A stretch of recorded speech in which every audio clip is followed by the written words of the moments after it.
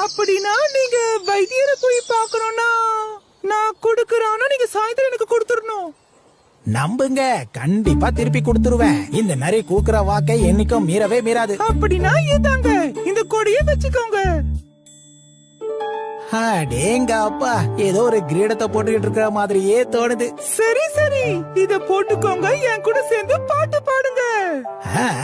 பாட்ட? ஆனா என்ன பாட்டு பாடுறது? எனக்கு ஞாபகம் வந்துருச்சு. மழை மழை கொடை கொடை, மழை வந்தா வருமே கொடை கொடை, மழை மழை கொடை கொடை, மழை வந்தா வரும் கொடை, மழை மழை மழை மழை. இந்த பாட்டை இப்படியா பாடுறது?